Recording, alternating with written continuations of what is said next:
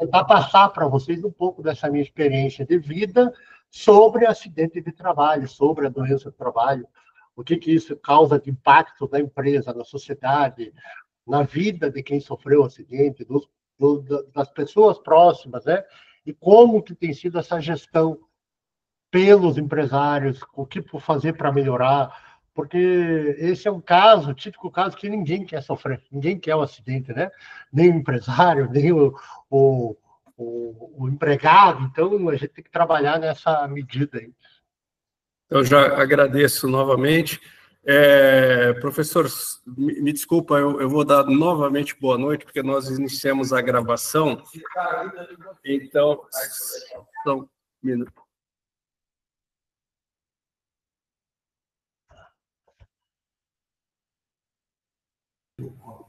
Tá bom. Bom, pessoal, então eu vou dar boa noite aqui para a gente iniciar a gravação, depois eu faço a edição aqui para colocar no canal do YouTube, né? Bom, queria agradecer a presença, então, do professor Cleverson, que está aqui hoje a convite do professor Villatori, né? Para iniciarmos a nossa segunda aula do direito do trabalho aplicado à saúde e segurança do trabalho. Professor, muito grato pelo aceite do convite. Como o senhor mesmo falou, a gente está aqui numa capacitação, né, da engenharia de segurança.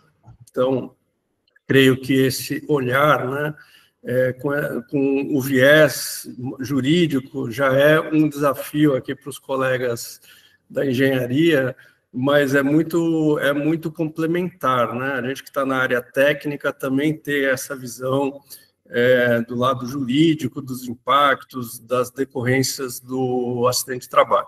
Bom, então, dito isso, eu dou boa noite aqui aos colegas presentes, né?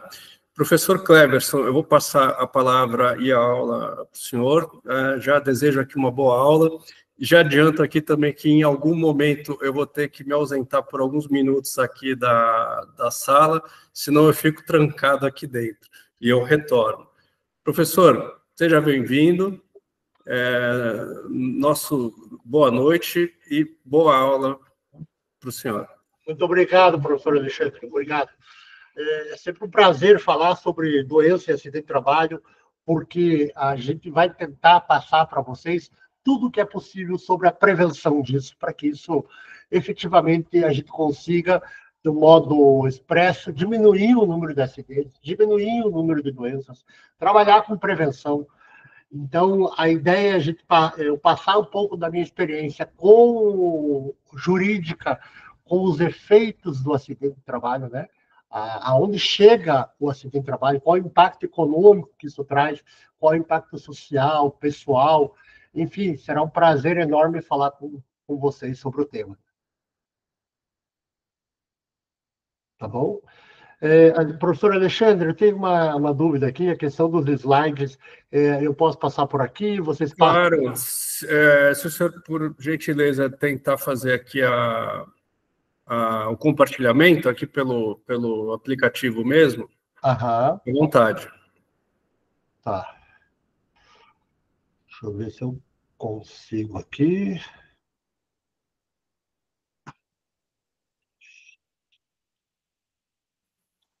Deixa eu ver. Compartilhar.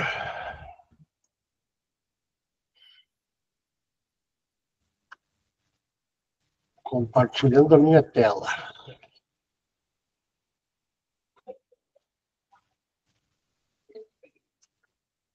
Ok?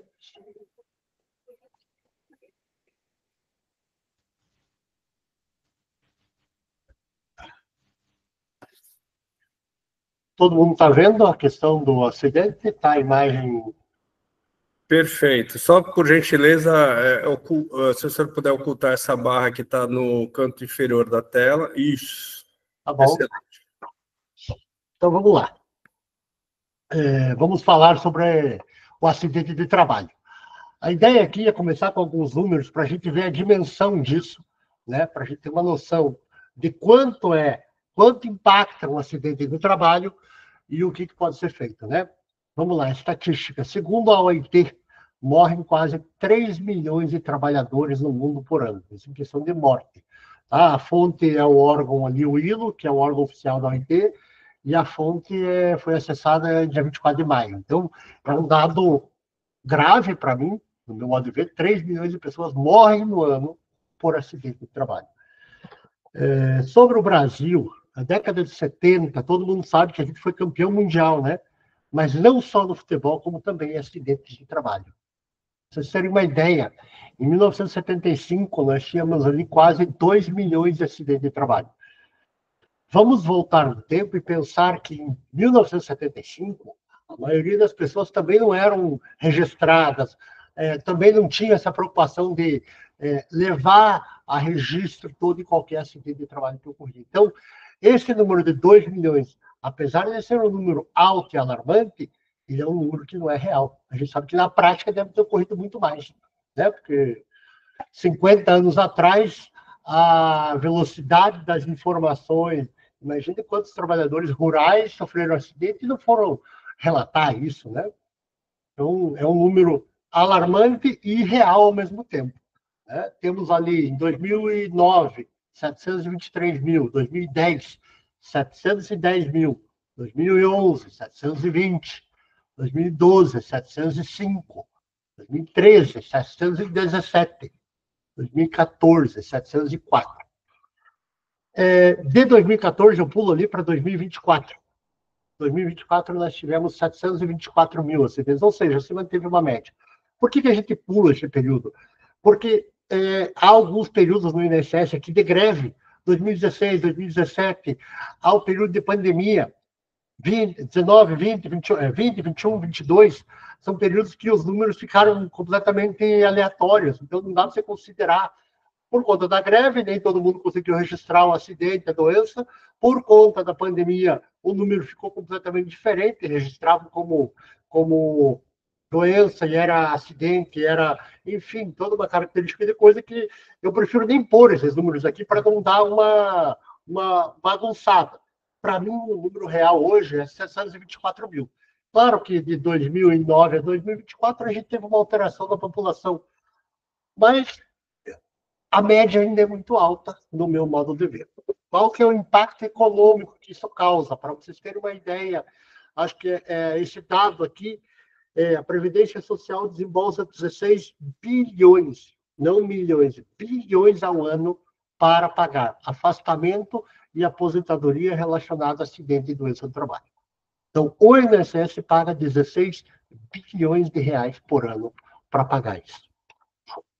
Vamos em frente. Pessoal, como eu estou com a tela inteira aberta, se alguém precisar de alguma coisa, eu peço que abra o microfone e me pergunte, tá? Porque só aparece essa tela aqui para mim, ok? Então, vamos lá. Da onde que vem o conceito de acidente de trabalho? O primeiro conceito que a gente tem está na Constituição.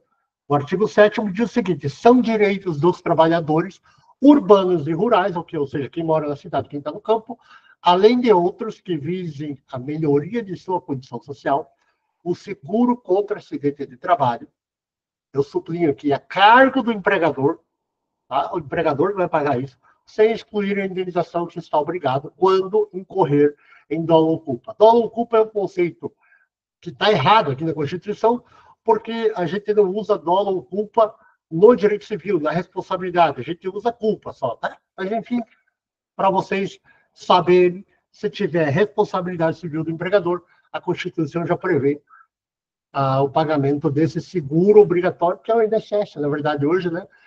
Que o empregador paga para garantir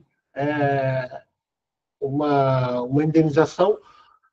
Veja, a letra da Constituição é muito clara, sem excluir qualquer outra indenização que ele está obrigado por força do Código Civil, por força de uma outra lei esparsa que venha tratar do tema.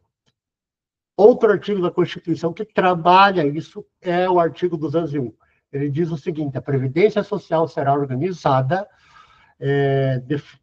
de forma de regime geral, de caráter contributivo, filiação obrigatória, ou seja, você contribui, é obrigatório contribuir, observados os critérios que preservam o equilíbrio financeiro e atuarial. O que ele tem que prever? O que ele tem que cobrir? Cobertura de doença, invalidez, morte e idade avançada. pensão de morte do segurado, homem ou mulher, ao cônjuge, companheiro, dependentes, observado para... Então, assim, a Constituição já prevê no artigo 7º o seguro, e no artigo 201 ele estabelece para quem que vai ser regras gerais sobre o acidente, a doença do trabalho e a previdência como um todo, né? A lei do acidente do trabalho, ela tem é uma lei específica. É a Lei 8.213 de 91. Para vocês terem uma ideia, a Constituição de 88, e em 1991 eles criaram uma lei que define o que é o acidente de trabalho. Então, o artigo 19 diz o seguinte dessa lei: o acidente de trabalho é o que ocorre pelo exercício do trabalho a serviço da empresa ou pelo exercício do trabalho dos segurados, indicado no artigo 7º do artigo 11, que está aqui embaixo. Quem tiver ansiedade já pode pular ali para o artigo 11, né? Provocando lesão corporal, perturbação funcional que cause a morte ou a perda ou a redução permanente ou temporária da capacidade do trabalho. Então, vamos lá. O que é o inciso 7º do artigo 11? Coloquei aqui embaixo, ó, é a questão do trabalhador rural, tá?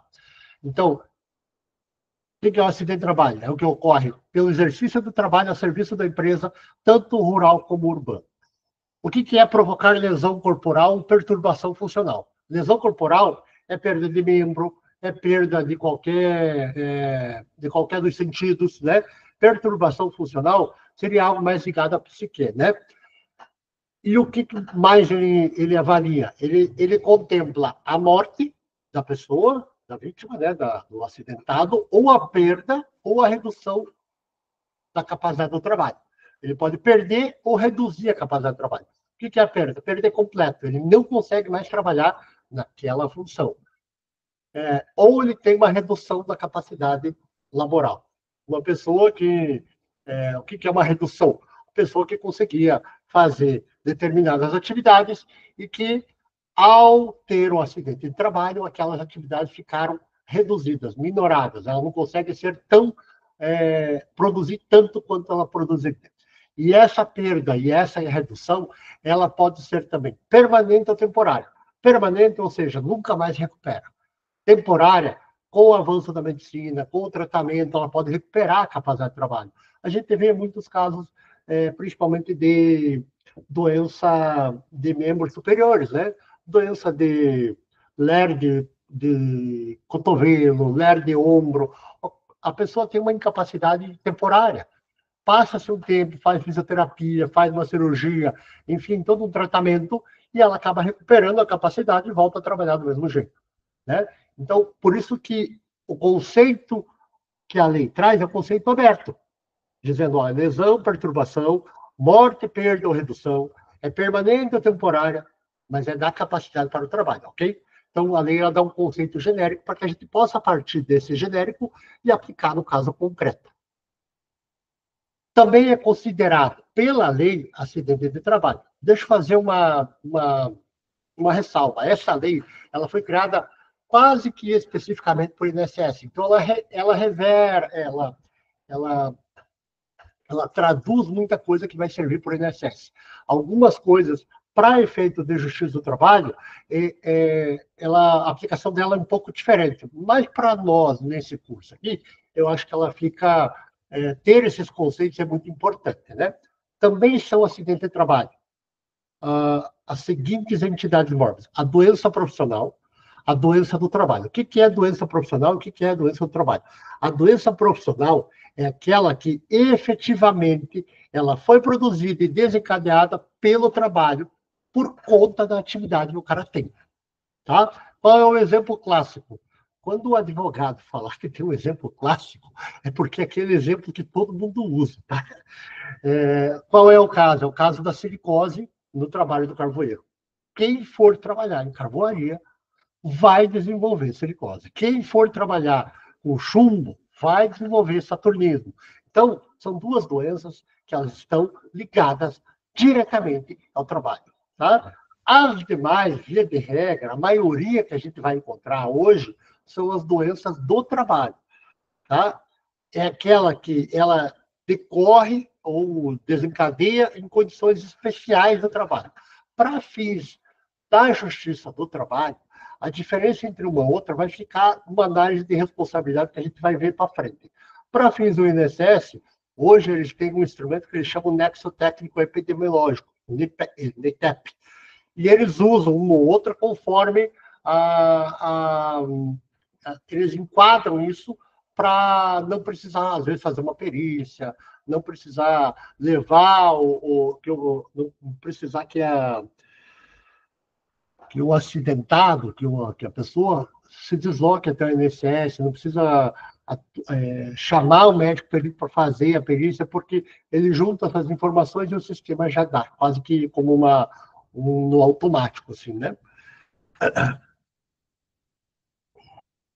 Deixa eu ver o que mais. Acidente de trabalho por equiparação. A lei também traz ali algumas coisas que você pode equiparar acidente de trabalho.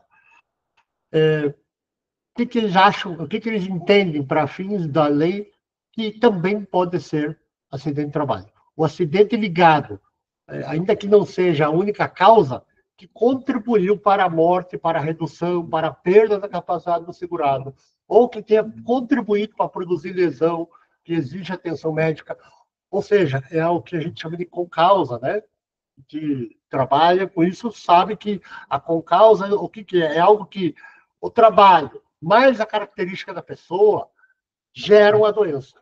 Né? Então, os dois contribuíram, tanto o trabalho como a natureza física da pessoa. Atuei num caso em que a pessoa tinha uma estatura muito baixa e ela trabalhava numa linha de produção.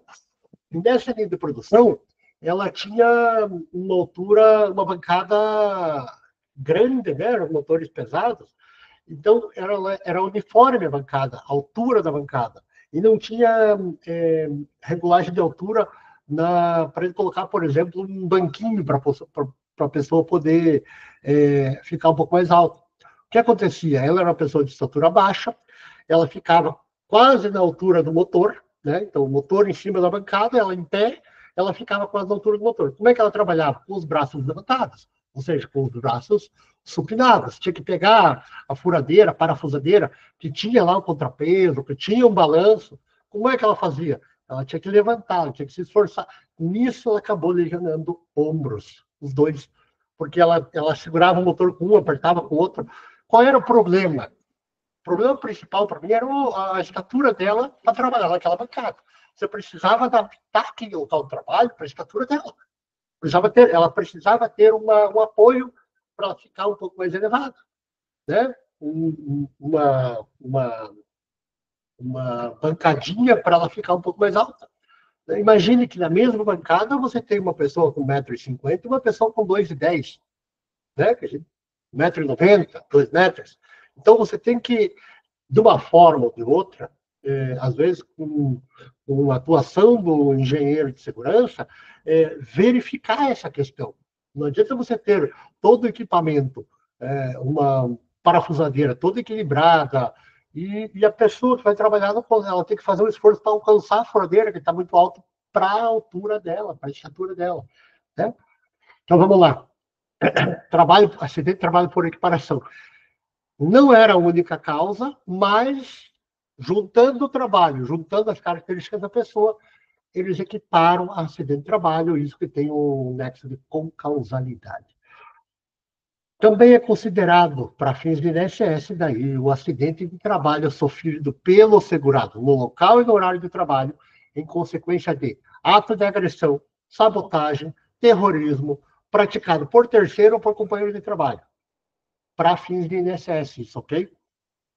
Ofensa física intencional, inclusive de terceiro, por motivo de disputa relacionada ao trabalho.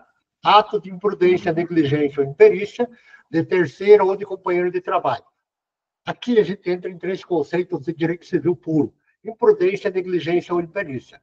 Vou dizer para vocês, para resumir, para ficar fácil de entender, é quando o cara faz com culpa.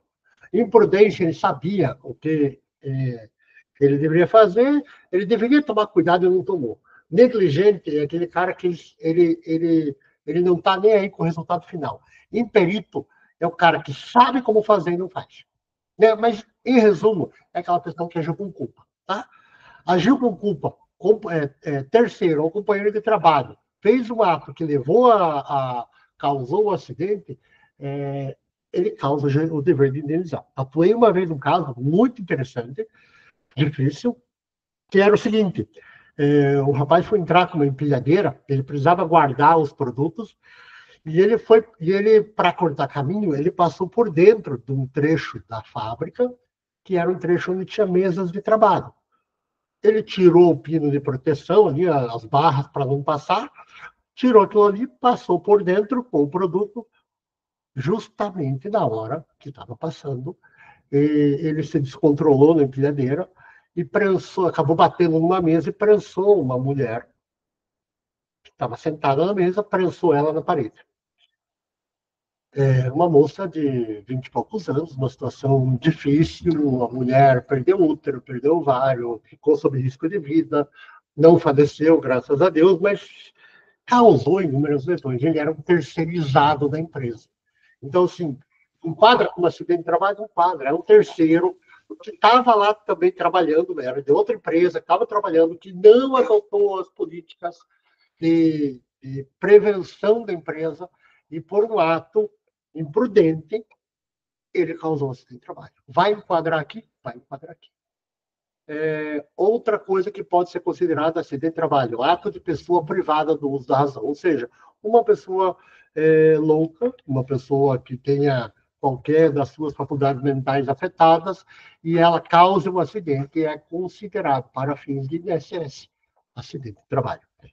Desabamento, inundação, incêndio e casos fortuitos decorrente de força maior. A gente tem aqui exemplos de Brumadinho, a gente tem exemplos de... Brumadinho não é bem caso fortuito, né? Mas vamos imaginar um alagamento como ocorreu em Porto Alegre, um ano atrás, né? Aquela inundação ali, ele pode equiparar acidente de trabalho, se alguém estava trabalhando acabou falecendo? Pode equiparar para fins de INSS, né? Para fins de responsabilidade civil, uma outra coisa.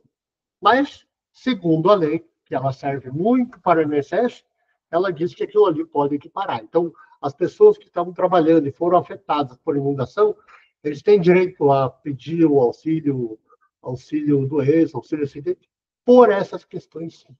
Tá? O que não pode ser considerado acidente, acidente ou doença do trabalho, tá?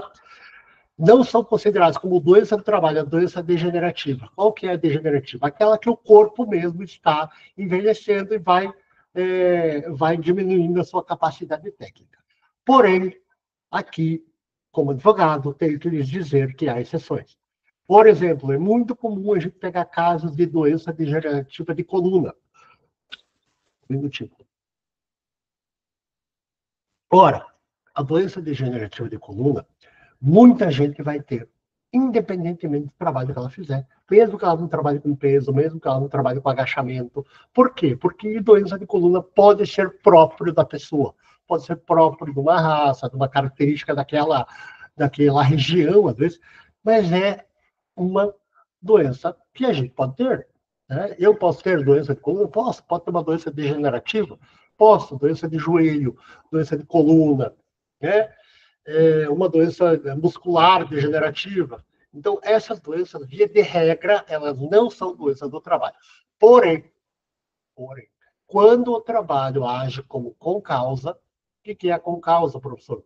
Eu tenho a doença e o trabalho, eu forcei tanto a minha coluna, levantando peso, carregando carga de modo braçal, que a minha doença degenerativa acabou eclodindo muito antes do que deveria. Ou eu acabei tendo essa doença num período que ele acabou piorando a minha doença, né? O trabalho piorou, o trabalho contribuiu para ela surgir mais cedo. Então, nesses casos, eu não vou aplicar a lei e vou dizer que há uma concausa, tá? Também é considerada a doença do trabalho, a doença inerente a grupo etário. O que é doença inerente a grupo etário? Você pega as pessoas mais velhas, os avós, os bisavós, vocês vão ver que eles estão perdendo audição, que eles estão perdendo visão. É normal isso, estão perdendo mobilidade. É típico daquela faixa etária. Então, aquela doença que é típico da faixa etária, ela não vai ser considerada acidente de trabalho ou doença do trabalho. Porém, é aquilo que eu falei, se tiver com causa, Aí pode ter. Uma pessoa que trabalhou, por exemplo, num lugar com muito ruído e está tendo perda auditiva, ainda que seja do grupo etário dele, ser provado que o trabalho contribuiu, que tem uma concausalidade, aí vai gerar acidente, vai gerar doença de trabalho e vai gerar responsabilidade civil. Tá? Outro item, não são considerados acidente, doença do trabalho. Aqui não produz incapacidade. O cara não sofreu nenhum tipo de incapacidade, então não é doença, não é acidente de trabalho. Tá? A doença é endêmica, adquirida por segurado, habitante de região em que ela se desenvolva, salvo comprovação de que é resultante de exposição ou contato direto pela natureza do trabalho. O texto é longo, complexo, mas a explicação é muito simples. A pandemia, a dengue em Paranaguá, lá em 2015, 2016. Quem trabalhava em Paranaguá em 2015, 2016, estava sujeito a pegar dengue? Estava. Né? Quem trabalhava na pandemia estava sujeito a pegar a Covid-19? Estava. Agora, via de regra, todo mundo estava exposto. Agora, quem estava mais exposto? Médico, enfermeiro, de um modo geral, quem trabalhava no hospital. Então, o que ele diz? Olha, a doença é endêmica ou pandêmica. Endêmica é regional e pandêmica é maior, né? A doença endêmica ou até a pandêmica, ela não é uma doença do trabalho. Porém, se você provar que ela resultou da exposição ou do contato direto que decorre da natureza do trabalho, o médico, o enfermeiro, ou até o atendente do balcão que está lá no hospital no período de pandemia, aquilo pode ser considerado doença do trabalho, para fins de INSS, ok? Como é que funciona o INSS no acidente? Quando ocorre o acidente, a gente tem que comunicar já ao órgão previdenciário. O artigo 22 da lei estabelece qual o prazo para isso. Até o primeiro dia útil seguinte da ocorrência, em caso de acidente, e em caso de morte, tem que ser de modo imediato. Morreu, você tem que avisar imediatamente. Do professor, mas se o cara estava ali, sofreu um acidente, veio a ambulância, levou ele para o hospital, e morreu no hospital. Quando é que eu vou avisar o INSS? Quando o hospital te avisar. Você tomou ciência da morte? Avisa imediatamente. Mas ele ficou 3 dias internado. Então você já deveria ter informado no primeiro dia útil, porque qualquer acidente, você tem um dia útil para informar. Aconteceu no sábado, quando você vai informar? Segunda-feira. Tá bom? Se for morte, é de imediato. Está trabalhando no sábado, comunica o INSS no sábado já. A partir deixa eu ver se foi 2012, eu acho que foi, em 2009, houve uma alteração na Lei 8.203 de 91. Eles incluíram o que eles chamaram de nexo técnico epidemiológico. O que é isso? Nós tínhamos um volume muito grande de perícia médica. E daí o INSS não estava dando conta disso. Né? O que eles fizeram? Vamos criar uma regra para poder ajudar os médicos, os peritos, a constatar quando há doença ocupacional. Então, eles criaram o nexo técnico epidemiológico, que nada mais diz o seguinte: quando a perícia médica considerar caracterizada a incapacidade, quando constatar a ocorrência de nexo técnico epidemiológico entre o trabalho e o agravo, decorrente da relação entre a atividade da empresa e a atividade mórbida descrita na CID. Né? O que isso quer dizer? Eu vou pegar o CID da doença, vou pegar a característica da empresa e vou juntar os dois. Isso ele faz pelo sistema. Foi em 2007, eu não lembrava se era 2009, 2007.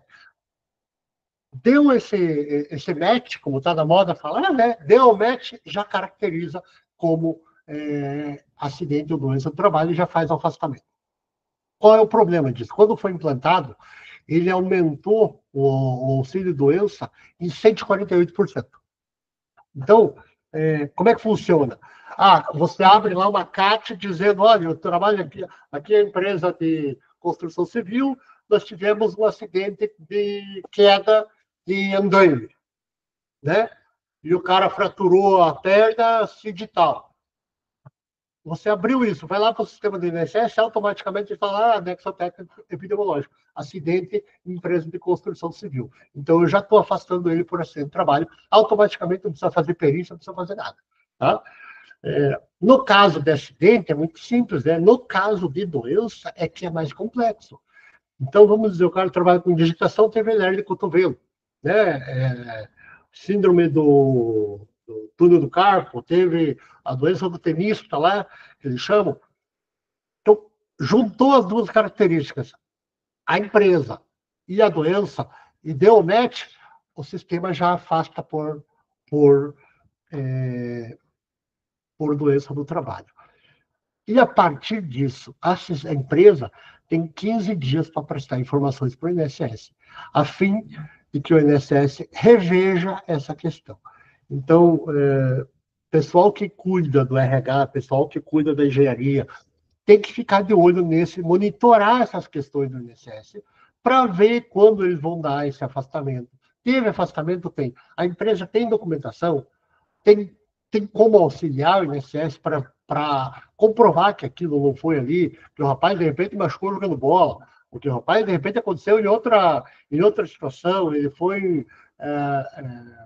ele descumpriu a regra da empresa, né? Qualquer outra informação que a gente possa apresentar para o INSS. Porque o INSS, ele não é o culpado de tudo. Às vezes ele não tem nem informação do que aconteceu realmente. Vem lá a CAT e não tem nenhum documento, não tem nenhum laudo médico anterior, não tem nenhum exame médico complementar, só vem a CAT para ele e vai analisar com base naquilo. Então, o que a gente precisa, às vezes, como empresa e até como empregado? Juntar a documentação, levar a documentação para o INSS. Quanto mais documento você tiver, mais fácil para o INSS e depois para o juiz descobrir a verdade do que aconteceu. Então, recomendação, monitore essas questões do INSS e se prevaleçam de documento. Se tiver documento da empresa, mande. Se tiver documento como empregado, mande também. O que a gente tem de impacto econômico? Primeiro, impacto econômico. Aconteceu um acidente ou teve doença ligada ao trabalho, a própria Lei 8.213 já estabelece que vai ter estabilidade no contrato de trabalho, ou seja, não pode emitir. Né?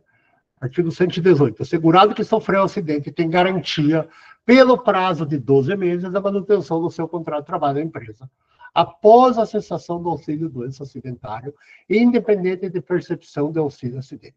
Tá? O que o Tribunal Superior do Trabalho estabeleceu na súmula 378. O empregado submetido a contrato de trabalho por tempo determinado goza de garantia provisória de emprego decorrente do acidente de trabalho previsto no artigo 118. O que é isso? Se eu tiver um empregado trabalhando por tempo determinado, contratei um cara para trabalhar lá 3 meses na minha empresa, né? O shopping contratou lá para aquele evento de final do ano. Eu preciso da pessoa trabalhando aqui 2 meses. Ela sofreu um acidente de trabalho, ela vai ter a estabilidade de 12 meses. Aquele contrato de 1 mês, de 3 meses, ele vira um contrato de 1 ano e pouco. Né? Esse é um dos impactos que a gente tem imediatamente após o acidente de trabalho. Fundo de garantia. O que diz o artigo, a lei do fundo de garantia diz no artigo 15º, parágrafo 5º. O depósito do fundo de garantia é obrigatório nos casos de afastamento para serviço militar e licença por acidente de trabalho. Tá? Deixa eu só esclarecer uma coisa para vocês. Quando eu falo em acidente de trabalho e doença de trabalho, para fins do que a gente está conversando aqui, é a mesma coisa, tá? O acidente, ele é um acidente típico e a doença, ele também é considerado como acidente de trabalho. Vai mudar a nomenclatura de B31 para B91, junto ao INSS, mas para fins aqui do que a gente está comentando, não faz diferença alguma se for uma doença ou um acidente, ok? Quais outros impactos econômicos a gente tem? A gente tem norma coletiva, convenção coletiva e acordo coletivo que prevê, muitas vezes, alguma benesse. Eu lembro que, no caso de convenções coletivas de transporte, caminhoneiro, motorista de ônibus municipal, intermunicipal, interestadual ou internacional, eles, via de regra, têm o seguro de vida. Tá? Via de regra, têm o seguro de vida. Não sei, ultimamente, faz tempo que eu não olho a convenção deles, mas eu sei que tem, por exemplo, um seguro próprio para quem sofre acidente de trabalho. É comum as grandes empresas terem seguro para esse tipo de coisa? É comum ter um seguro, um benefício a mais para o empregado, ou continua pagando vale-refeição, ou continua, ou vai ter impacto na questão do plano de saúde, né? E, além disso, o empregado que sofreu um acidente ou doença do trabalho, ele vai ter direito a uma indenização, uma indenização decorrente tanto da Constituição como do Código Civil. Então, o cara sofreu um acidente de trabalho, ele tem uma série de impactos já, a empresa, o município, o Estado, o INSS já começam a pagar, e depois o empregador pode ser condenado por alguma questão de responsabilidade civil. O artigo 7º que a gente viu no começo da aula estabelece que o empregado tem direito ao seguro por acidente de trabalho a cargo do empregador, sem excluir a indenização. Qual a indenização? A responsabilidade civil, que a gente vai ver agora. Tem dois tipos de responsabilidade civil, a subjetiva e a objetiva. A subjetiva é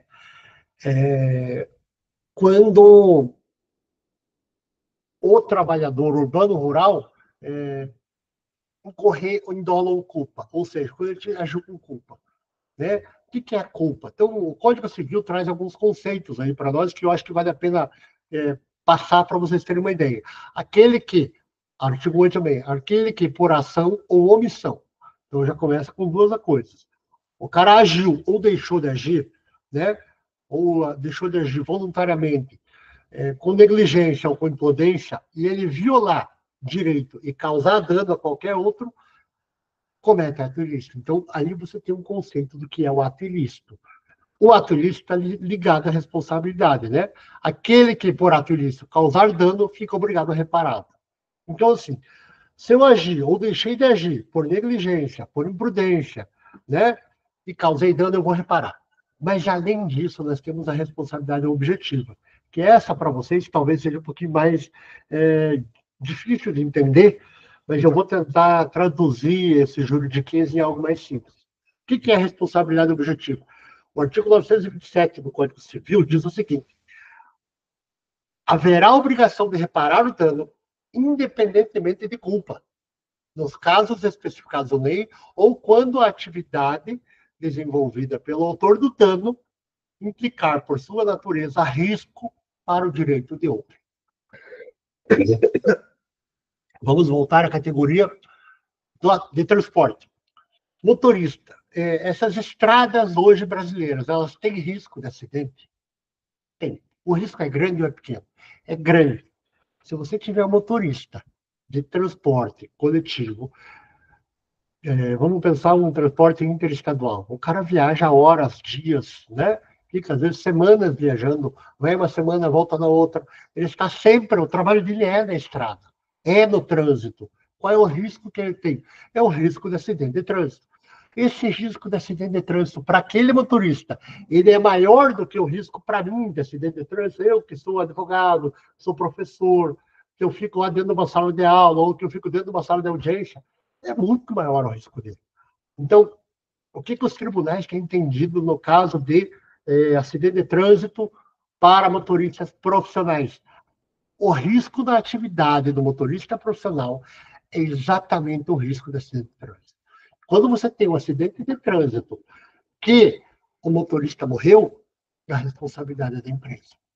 Mesmo que ela não tenha culpa alguma. O caminhão era bom, foi feita as vistorias, foi feita a manutenção, ele teve curso de prevenção, ele teve curso de direção defensiva, ele fez tudo o que ele podia. Mesmo assim, ele tinha um risco muito grande de sofrer acidente. Nesses casos, a empresa vai ser condenada a pagar. Tá? Então, a responsabilidade objetiva é, mesmo que você tenha feito tudo certo, você vai pagar a conta se aquilo causou algum tipo, se aquela atividade ela tinha um risco para a pessoa. Né? Atividade hoje, que é uma das consideradas mais perigosas do mundo, é o corte de árvore. Né? Porque você nunca sabe para onde ela vai cair, para onde ela vai girar, você vai cortar no meio, enfim. Então, mesmo que a empresa cumpra todas aquelas itens de segurança, treinamento, EPI, tudo, se correr acidente, não tem dúvida que vai haver responsabilidade civil. Ele vai ser obrigado a pagar alguma indenização. O que a empresa diz? O que o código diz também? São responsáveis pela reparação civil o empregador, por seus empregados, serviçais, prepostos, que, no exercício do trabalho ou em razão dele, cometa algum ato imprudente. Por exemplo, estão indo em dois trabalhar, atender uma obra, no veículo da empresa, os dois estão indo, está tudo certo. O motorista, ele começa a andar acima do limite de velocidade, causa um acidente e causa dano no passageiro. A empresa tem alguma culpa disso? A princípio, não. O carro era bom, estava tudo dentro. Mas o empregado dela andou acima da velocidade permitida. Esse fato pode gerar responsabilidade civil? Pode. Para a empresa, sim. A empresa pode dizer que ela não teve culpa? Não. Ela responde pelo ato do empregado. O empregado agiu errado, a empresa paga. Ela pode depois cobrar do empregado? Pode. Via de regra, isso não acontece, porque normalmente o empregado não tem condições de bancar uma ação indenizatória, ainda mais das maiores, né? Como é o caso de uma ação de indenização por morte, né? Um exemplo muito comum. O que as empresas fazem, então? Às vezes elas fazem veículos com seguro, colocam limitador de velocidade, fazem alguns atos para evitar esse tipo de indenização, que é muito comum. Indenização por morte. No caso de morte, a gente precisa trabalhar isso. Qual é o valor que isso dá para vocês entenderem. Quando a gente começa a falar de impacto econômico, não é que o advogado só pensa em dinheiro, gente. É que o impacto econômico ele abre os olhos de alguns empresários para o risco que ele está correndo e acaba ficando até mais fácil você convencê-lo de trabalhar com prevenção, porque é muito mais barato você trabalhar com prevenção do que trabalhar com indenização. Então, eu tenho que falar da indenização para vocês entenderem como a prevenção é barata.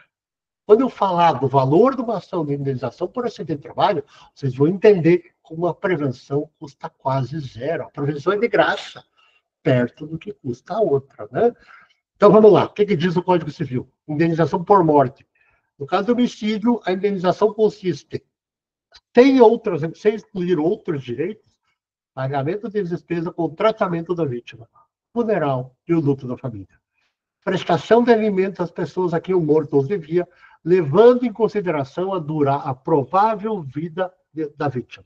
Primeiro, vai pagar o tratamento, vai pagar o funeral, o luto da família. Vai prestar alimentos para quem ele devia, considerando a probabilidade de vida da vítima. Qual é a probabilidade de vida da vítima? Para um homem, hoje no Brasil, é 78 anos. Para a mulher, acho que é 81. E por que eu falo de um e de outro? Porque os tribunais estão levando em consideração a perspectiva de gênero. A mulher vive mais que o homem, é normal. Vocês, ao olharem para trás, vocês vão ver que as suas avós viveram mais que os seus avós. A regra geral do INSS é essa, por incrível que pareça. Só uma curiosidade, gente. Você sabia que nasce o mesmo número de mulheres e de homens, aproximadamente, mas que os homens morrem mais cedo durante a vida, principalmente da faixa dos 20 aos 40 anos? Então, é só uma informação estatística que vem aqui para essa questão. Então, a duração provável da vida da vítima. Calcula uma pensão até 80 anos. Pensa num jovem de 20, 30 anos que vai morrer, e você vai ter que calcular uma pensão até os 80 anos de vida. Você tem 50 anos de pensão. E o que é a pensão? É o salário dele com 13º, com 1/3 de férias, tirado ali uma parte que ele usava para ele, que os tribunais entendem que é 1/3, e você calcula o salário dele pelo número de meses que faltam para ele viver.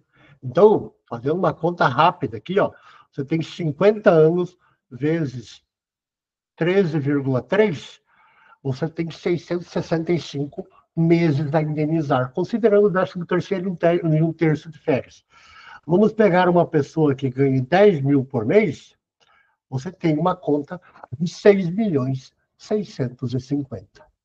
Certo? Uma pessoa de 30 anos que ganha 10 mil por mês, se ela morrer por culpa do empregado, ele pode pagar até 6 milhões. Vamos tirar 1/3 disso daqui, porque é a conta, vamos dizer, que o tribunal faz, dizendo 1/3 ele gastaria com ele. nós ainda temos uma conta de 4 milhões de reais para pagar. Então, quanto mais o cara ganha, quanto mais novo ele é, maior tempo de pensão, maior tempo de indenização. Começamos a ver que a indenização por morte dentro da empresa é algo absurdamente caro, relevante, não só pelo fator morte, pelo fator social, mas também pelo fator pecuniário. E a gente sabe que usar o fator pecuniário para convencer o empresário a depois investir em prevenção é um bom argumento, né? A dor do bolso ela é relevante no sistema brasileiro que a gente vive, né? Vamos para frente. Temos a questão da incapacidade temporária. O que é incapacidade temporária? É aquele período em que o empregado ficou em tratamento ou que ele teve que se afastar.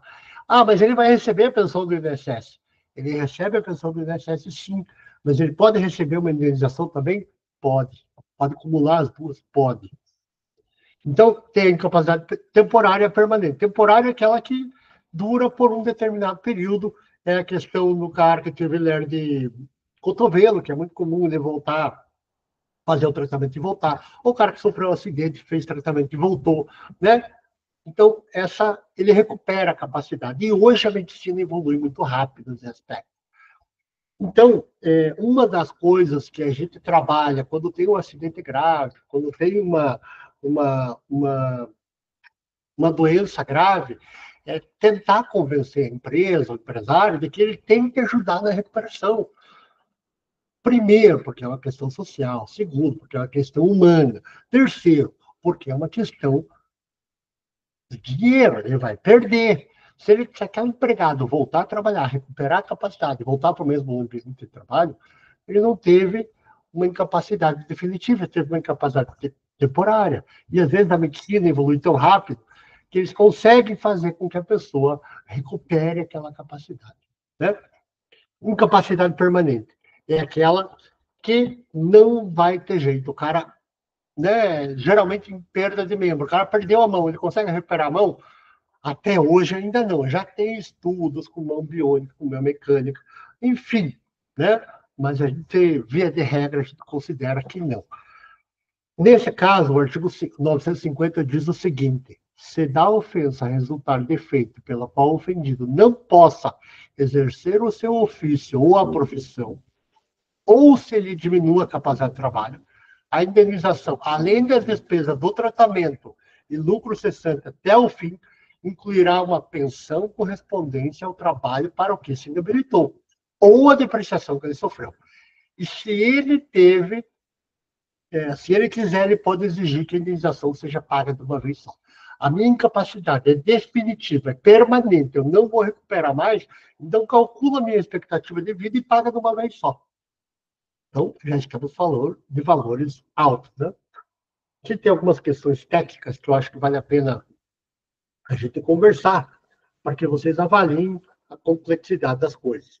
É um caso público, então eu posso trazer aqui o nome da empresa, é um caso do HSBC, em que o HSBC foi condenado a fazer o pagamento de forma única aqui pelo Tribunal do Paraná. Esse processo chegou em Brasília. Aí, em Brasília, eles considerando que era um banco, que o risco de não pagar é muito pequeno, o porte financeiro do banco, e a mulher se aposentou por invalidez aos 36 anos, por Lero-Dort, né, lesão ou doença, devido à atividade repetitiva do banco. O valor fixado foi de 1 milhão, levou em conta o período que ela recebeu na época, né, e multiplicado até ela completar 79 anos de idade. No recurso, o HSBC recorreu dizendo, olha, é melhor até para ela eu pagar isso de modo parcelado, porque ela fica com, né, com uma garantia o resto da vida que ela vai ter aquele dinheiro, né? O que eles disseram? Que, como o banco atuou, a doença houve uma concausa, agravou a doença que ela já tinha. Era uma doença degenerativa, houve agravamento da doença. Com relação, o que é? Ela diz o seguinte, que não há um motivo para pagar em cota única. ela entendeu o quê? Vamos fazer pagar parcelas mensais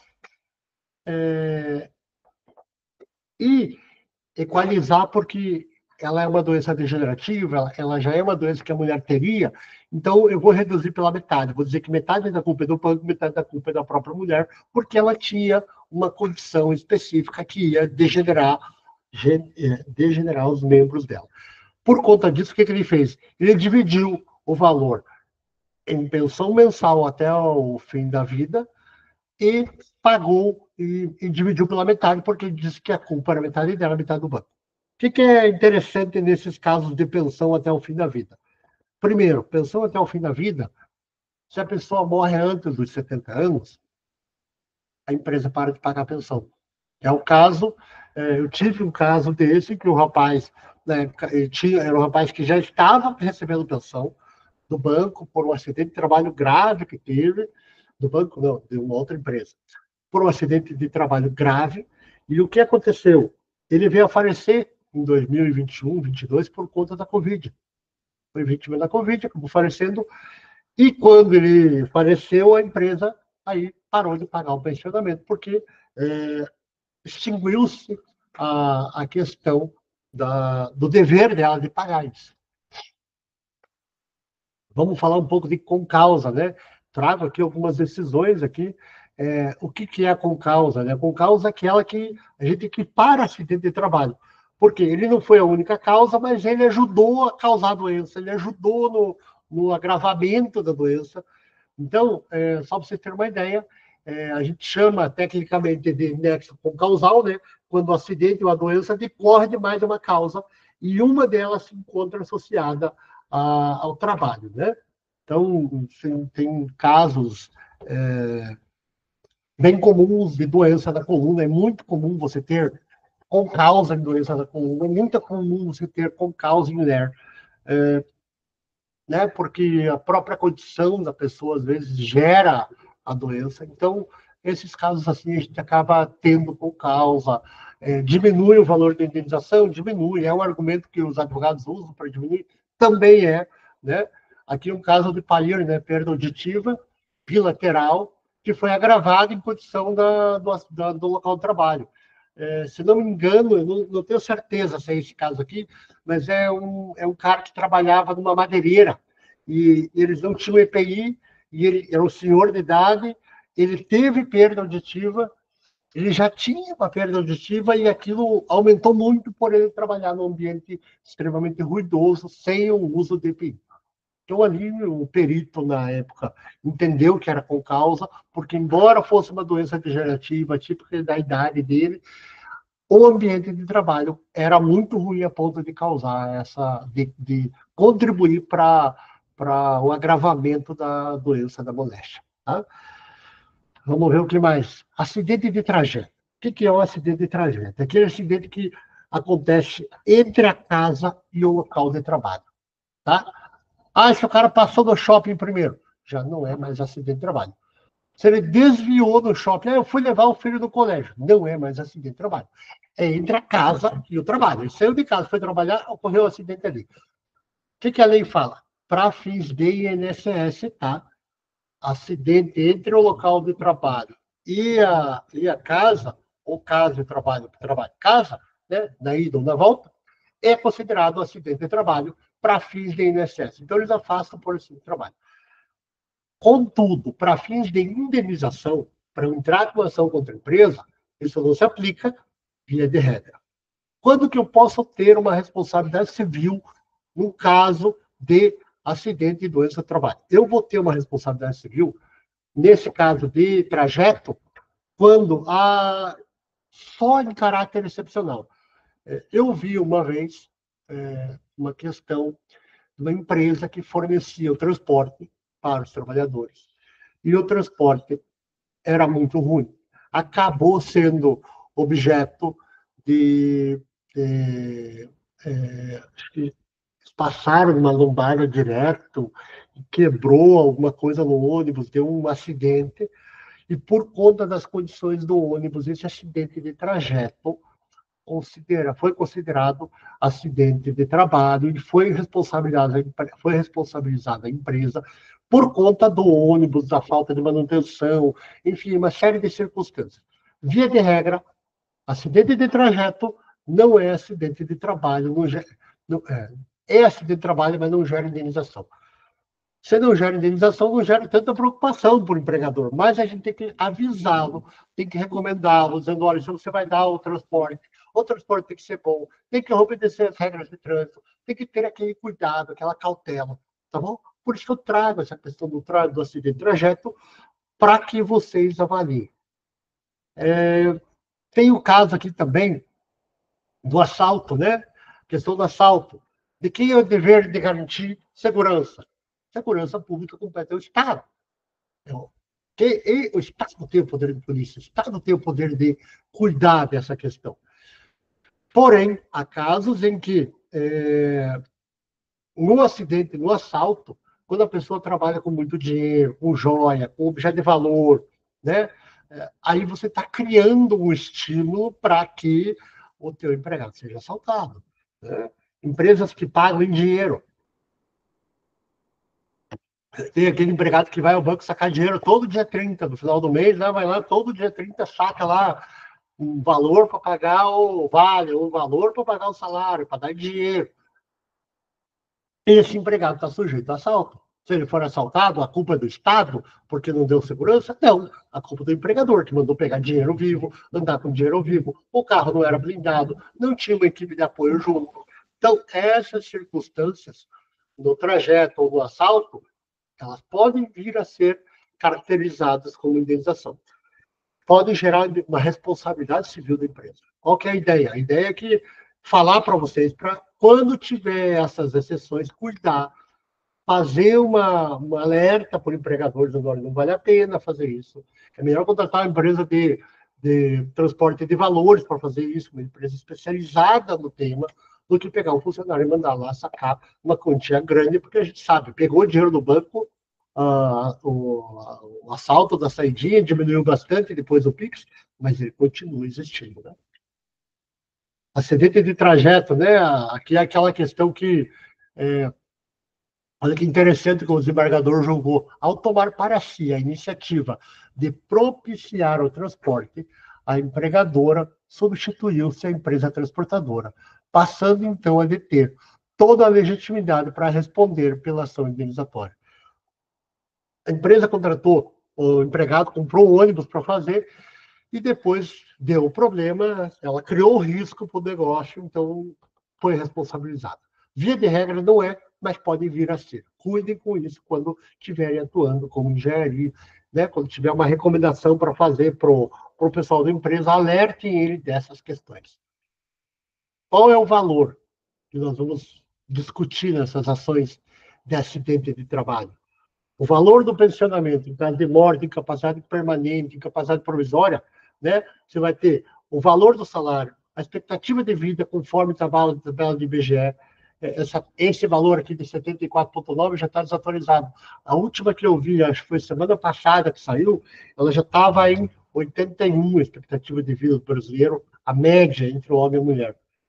79, perdão, considerando que a da mulher é mais alta ainda, né? Mas assim, professor, o cara sofre um acidente de trabalho, o empregado sofre um acidente de trabalho, e ele vai ficar afastado pelo INSS. Então, ele vai receber o valor do INSS. Vai receber lá, vamos dizer que seja, o salário dele é 2.000, vai receber lá 2.000 do INSS, ou 1.800, um pouquinho a menos, tal. O que o Supremo Tribunal decidiu há muito tempo atrás? Que a indenização acidentária não exclui do direito comum no caso de culpa do empregador. Então, quando que é isso? Eu tenho uma questão aqui, o empregado está recebendo a pensão, ele ficou afastado por doença ocupacional, entra com a ação e ganha ainda mais a pensão da empresa. Então, ele vai acumular o INSS com a pensão que ele vai receber da empresa, vai acumular. Eu posso pedir para compensar, já que quem pagou o INSS, como a gente viu lá no começo do processo, foi a empresa, não dá para compensar pela decisão do Supremo. Então, são coisas distintas. Um é o seguro e outro é a responsabilidade civil. É isso que diz o Supremo. Então, a empresa paga o INSS, quando sofre um acidente, não dá para compensar. Eu não terminei de falar a frase, porque tem mais coisas que a gente vai ver para frente. O que mais que a pensão pode gerar? Constituição de capital. O que é constituição de capital? O artigo 553 do Código de Processo Civil diz o seguinte: quando você tiver um pensionamento, qualquer ação de pensionamento, nesse caso de responsabilidade civil, de prestar alimento, caberá ao devedor, a requerimento do exequente, constituir capital para que assegure o pagamento do valor mensal. O que é constituir capital? Fazer o depósito em dinheiro, pegar uma apólice de seguro de longa duração, dar um imóvel em garantia, dar um bem em garantia, um bem não perecível, né, aquele que não acaba, tomando por base o valor da pensão. Então, eu tenho que pagar 3 mil por mês da pensão, então eu tenho que ter um capital que remunere 3 mil por mês. Eu tenho que ter um imóvel que renda 3 mil por mês para dar de garantia. Eu tenho que ter um dinheiro guardado para liberar, para o juro desse dinheiro constituir uma renda. Eu tive casos de pensão provisória, né, de indenização provisória, dizendo, ele ficou incapaz por 10 anos, então vamos constituir renda por 10 anos.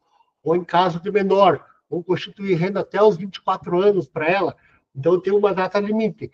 Nesses casos, eu fiz seguro anual e eu apresentava apólice de seguro anualmente no processo. Para quê? Para que eu pudesse ter uma garantia ao invés de dar uma máquina, ao invés de dar um imóvel, porque isso acaba travando, às vezes, até uma negociação de empresa, né?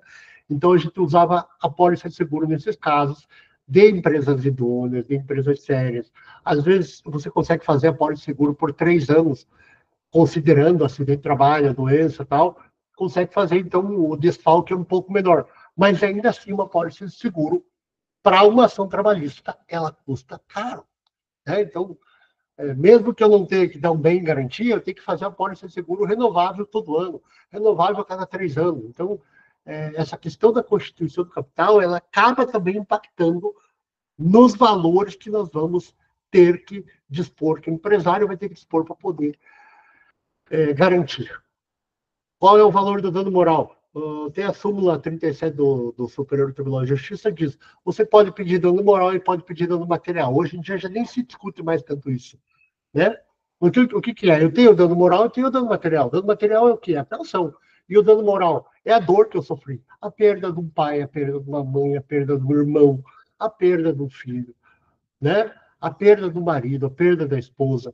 Então, todo esse núcleo familiar está contemplado pelo dano moral. O sofrimento que causa. Quanto custa isso? Via de regra, a gente não tabela, mas a Justiça do Trabalho deu um jeito de criar um tabelamento que a gente vai ver um pouquinho para frente, né? No mundo inteiro, acho que só a França tabela, se não me engano, o dano moral. Mas aqui na Justiça do Trabalho a gente tem algumas regras. Eu não considero muito boas, mas enfim, o que eu acho que eu não acho também está longe de ser o mundo ideal. Vamos porque tem ali para vocês saberem que existe, né? Dano moral e dano estético. Quando a gente fala de dano moral, eu tenho que falar do dano estético. Como assim o dano estético? Ele tem um dano moral pela dor e tem um dano estético por uma lesão, por exemplo. O cara que perdeu um braço. Ele tem um dano estético, as pessoas olham para ele. A pessoa que sofreu uma queimadura de rosto, por exemplo, queimadura de perna, uma mulher jovem, queimadura de perna. Uma mulher mais velha também vai ter o dano estético? Também. Mas a gente fala jovem para chocar mais, né? Porque ela impacta mais. Você vê uma pessoa jovem inteira queimada, é mais impactante do que uma pessoa idosa. Talvez não, mas a pessoa jovem, ela vai se expor mais, né? A pessoa idosa, às vezes, já não se expõe tanto, não vai tanto para a praia. Apesar que o mundo anda mudando tanto que a gente já nem sabe mais como usar esses exemplos, né? Mas, assim, você pensa numa pessoa queimada, uma mulher com as pernas queimadas, né? Como é que ela vai para a praia? Como é que ela vai para uma piscina? Aquilo é um dano estético, né? Há um dano estético. Então, você indeniza pelo dano moral e pelo dano estético. Você indeniza 2 vezes por razões separadas. Era só isso que eu queria tentar mostrar, né? Então, você pede o dano material, o dano moral, e dentro do dano moral, você pede o dano moral e o dano estético. Por quê? Porque, às vezes, a lesão causa uma deformidade, né? E essa deformidade causa um problema estético.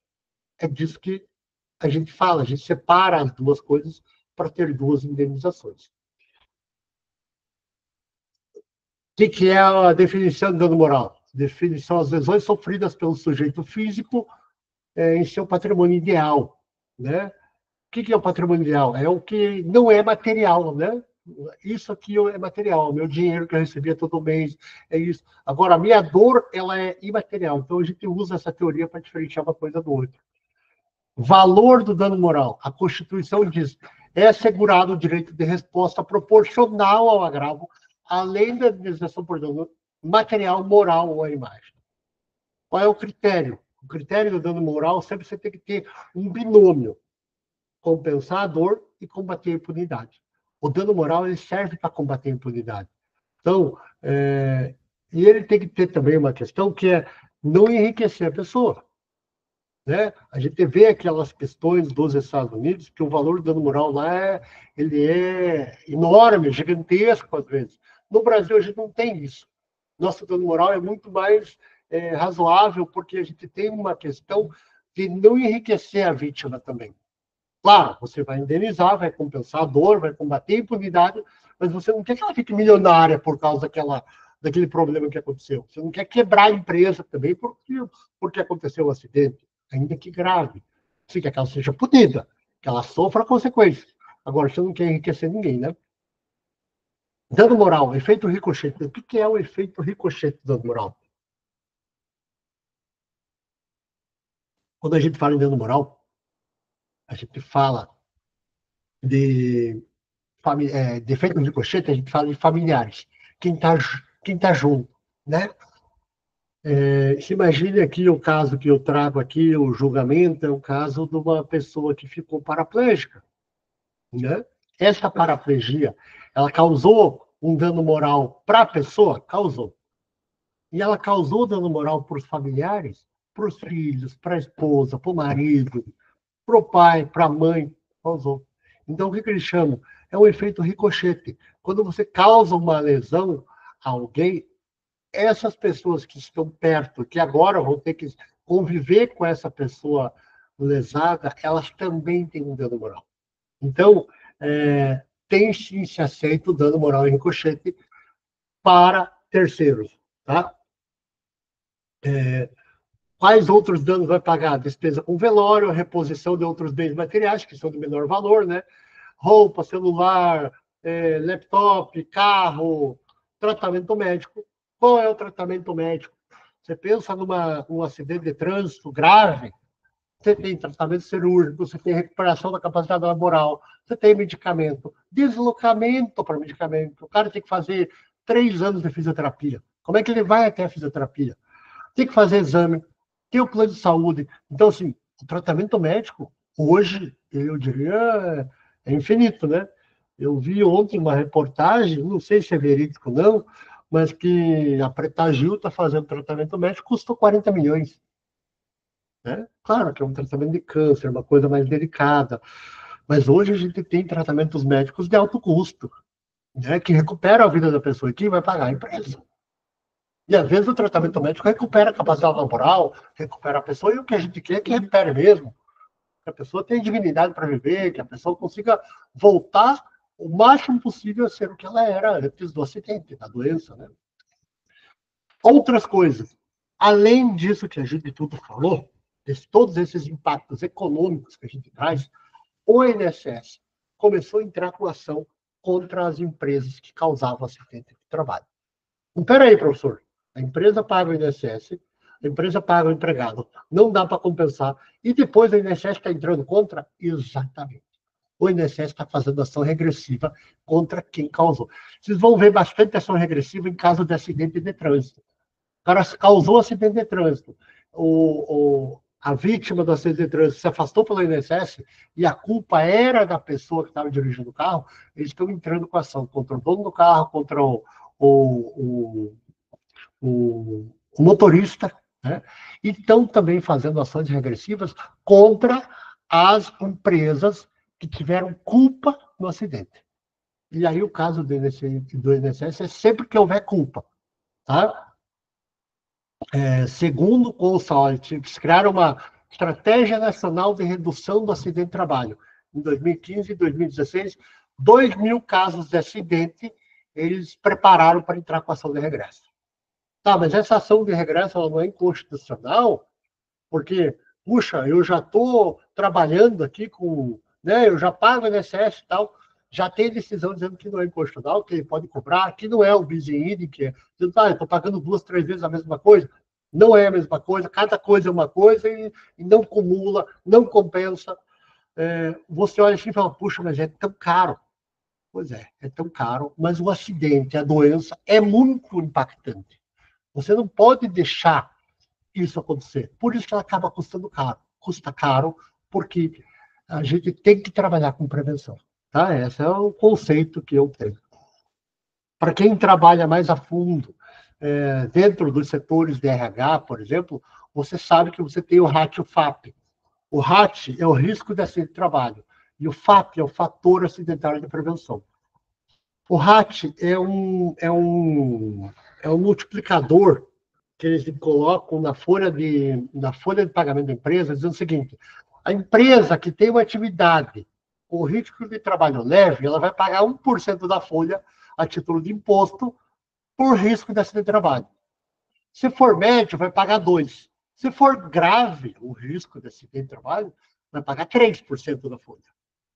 Em 2000 foi 2000, não foi 2003, foi 2009, não, 2007, eu acho. 2006, 2007, não lembro a data exata. Eles criaram o FAP, Fator Acidentário de Prevenção. Eles, olha, criamos um fator que ele diz o seguinte: você pega o RAT, multiplica ele por esse fator. Se você tiver muito acidente, o teu multiplicador vai ser grande. Se você tiver pouco, o seu multiplicador vai ser pequeno. Ele pode variar de 0,5 a 2. Ou seja, ele vai dividir por 2 ou ele vai multiplicar por 2 o teu RAT conforme o número de acidentes que você tenha.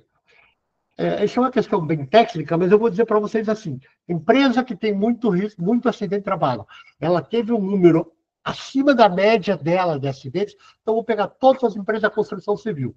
Empresa da construção civil, se não me engano, ela paga um RAT de 3%, porque tem risco grave de acidente de trabalho. Essa empresa, ela teve 10 acidentes com morte no ano. Gravíssimo. A média de mortes das empresas da construção civil foi 5%. Então, ela teve mais que o dobro. Então, em vez de pagar 3%, ela vai pagar 6%. Já, por outro lado, uma empresa que teve 3 mortes no ano, que está abaixo da média, ela vai ter uma isenção. Ou seja, em vez de pagar 3%, ela vai pagar 1,5%. Mas, gente, peraí. Ela teve 3 mortes no ano e ainda assim ela vai ter desconto? Pois é, vai ter desconto. Então, eu não acho o sistema muito inteligente, porque se a média for alta e você tiver uma média, ainda assim estiver abaixo da média, você tem desconto. Quer dizer, não tem lógica isso. Para mim, matematicamente, não funciona. Isso não gera isenção. Claro que, e vamos dizer, se ninguém teve acidente de trabalho, todo mundo cuidou, ninguém teve na categoria acidente de trabalho, ninguém tem isenção. Então, para mim, o FAP é uma coisa que a conta não fecha. Vamos fazer um resumo de tudo que tem que pagar.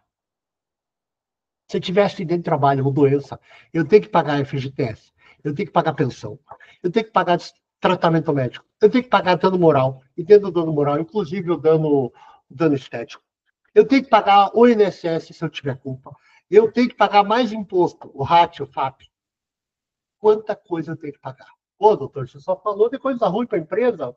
O Marco Villatori e outro professor lá, que eu esqueci o nome, que foi apresentado agora, eles falaram que você trabalhava com os dois lados da moeda. Pois é, eu trabalho com os dois lados da moeda, mas esse aqui, ó, é impactante mostrar para o empresário quanto ele vai custar, porque a prevenção custa quase zero.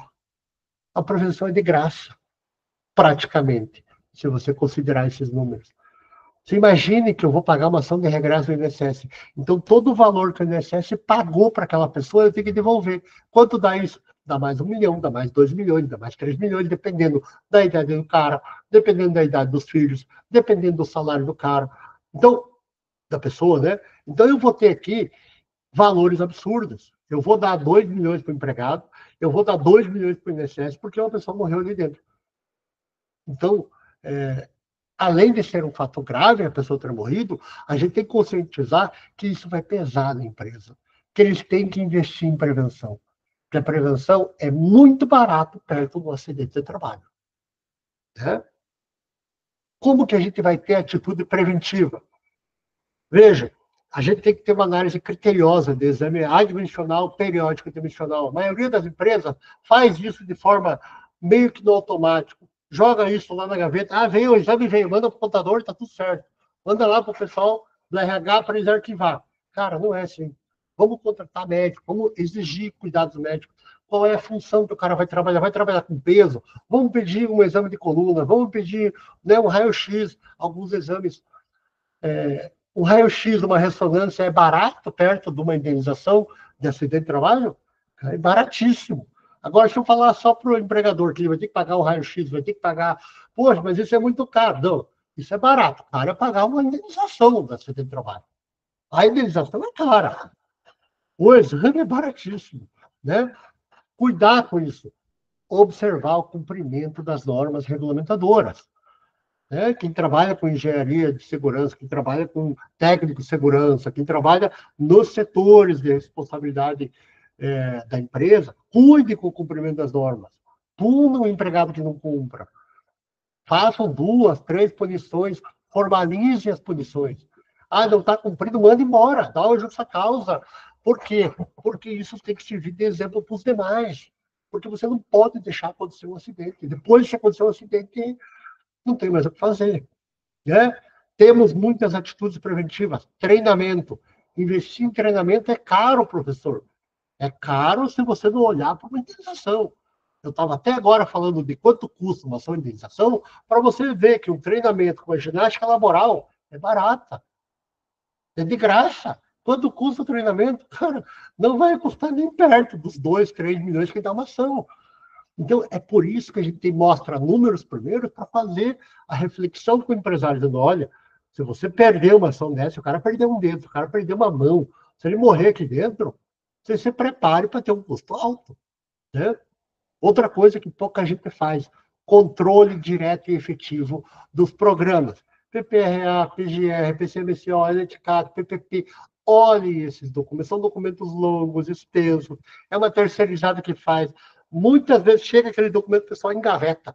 Põe lá, manda lá para o RH, o RH engaveta, ou manda para algum lugar, sistema de controle. Ninguém lê. Às vezes, aqui na ação judicial, a gente pega o PPRA, pega o PGR, pega o PCMCO, você olha e fala, entregaram ouro, perderam a ação, a empresa, o PPRA já disse que não podia fazer isso, já disse que tinha que ter alteração no ambiente de trabalho e ninguém fez. Ninguém leu o PPRA. Sabe? Essas coisas assim, tem que cuidar. Fez o PPRA novo, vamos olhar. Fez o PGR novo, vamos olhar. Pega por função, chama o gerente, vamos avaliar. Analisou, dá trabalho, custa caro. Não, não custa caro. Custa caro o acidente de trabalho. Esse custa caro. Analisar, investir em prevenção é barato. Veja só, já falei, né? Punição aos empregados que não cumprem regra de segurança. Tem que punir? Tem que punir. Não dá para deixar passar a regra de segurança. Porque eu já vi cada loucura, gente, de gente que morreu, que perdeu um braço, de besteira, por descuido, sabe? É tanta coisa. Você vê o cara tirando o EPI para entrar dentro da máquina. A máquina não abre, a máquina não funciona se você abrir a porta. Abriu a porta, o equipamento de corte para. Né? Aquelas máquinas que elas são protegidas por vidros, né? O que o cara fez? O cara conseguiu um jeitinho de pôr a mão para dar uma ajeitadinha na peça. A hora que ele ajeitou a peça, o laser, pum, cortou o braço dele. Por quê? Porque ele tinha que pegar a chave, abrir a porta, entrar pelo lugar certo. Ele cometeu um ato inseguro. Ele cometeu um ato falho. Mas eu não quero que cometa. Eu quero que alguém olhe ali dizendo, cara, o cara consegue pôr a mão ali, dizendo, vamos pôr uma tela. vamos pôr uma proteção. Põe um pequeno vidro ali, um pequeno plástico para proteger, sabe? Outra coisa, tem que tomar muito cuidado. Quando acontecer, na hora que vai preencher uma CAT, preenche com as informações mais claras possíveis. Tá? O que você conseguir colocar de informação na CAT que seja verdade é importante. Se tiver documentação, anexe depois o procedimento, para que o INSS tenha essas informações. Né? Para quem trabalha em empresa, acompanhar os benefícios conseguidos pelo INSS, aquela questão do nexo técnico epidemiológico automático. Né? Então, cuida, dá para fazer impugnação, dá para fazer recurso. Se o cara entrou com ação contra o INSS e você sabe que ele está tentando fraudar o INSS, a empresa pode entrar no processo do INSS e levar documento. Você pode entrar como terceiro interessado. Eu quero provar para o INSS que ele se machucou jogando bola. Eu quero provar para o INSS que ele não está lesionado, que ele pode voltar a trabalhar. Eu quero fazer aqui uma readaptação dele. Então, essas coisas assim, a gente tem que trabalhar para poder levar a empresa a prevenir. Eu quero falar mais algumas coisas para vocês, se vocês precisarem do meu contato aqui, meu e-mail, meu telefone do meu escritório, para tirar alguma dúvida e tal. Mas, via de regra, gente, deixa eu ver se eu volto para vocês aqui.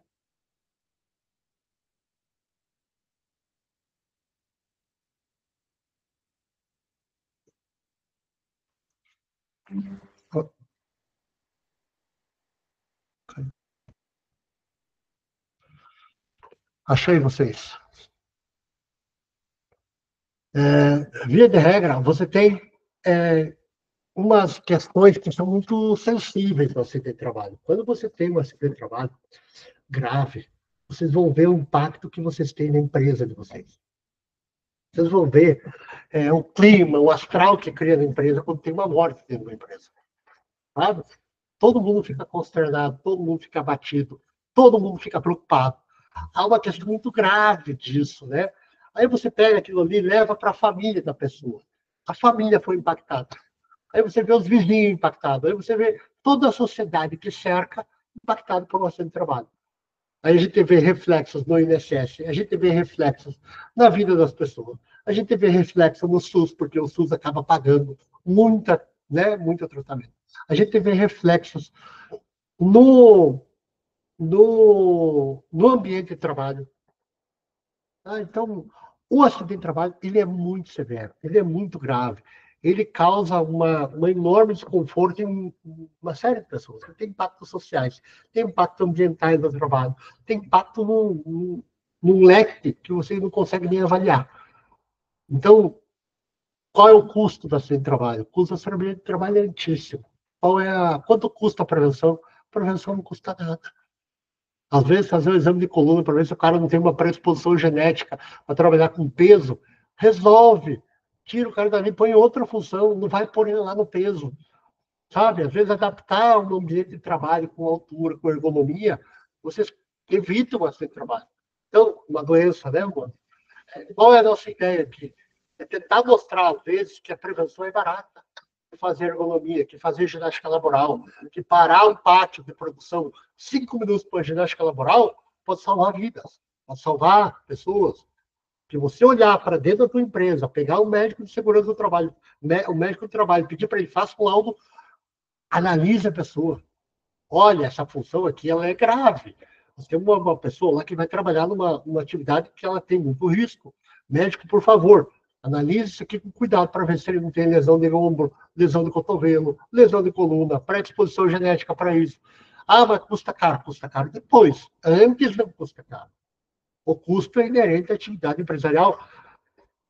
Depois, deixar isso para depois, gente, é muito caro para o país, é muito caro para a família, é muito caro para a empresa, é muito caro para todo mundo, por todo o impacto social, moral, tudo que causa. Tentar readaptar essa pessoa no ambiente de trabalho é uma saída boa, claro que é, porque primeiro, você traz ela de volta. A pessoa que trabalha, ela tem dignidade, ela consegue produzir. Se ela voltar a andar, eu tenho casos gravíssimos aqui no escritório que o cara não consegue Tem um caso agora que eu atendi que o cara colocou pino na coluna, foi trabalhar e quebrou o pino. Houve certamente um erro médico, e além do erro médico, um esforço excessivo. Quer dizer, o cara já teve problema na coluna, colocou pino na coluna e colocaram ele para carregar peso. Tem alguma coisa errada ali. Alguém falhou no meio da gestão do problema, né? Como é que nós vamos ter um cara desse? Tem que fazer uma avaliação. Se vocês pesquisarem as imagens da internet sobre acidente de trabalho, vocês vão ver cada absurdo que tem.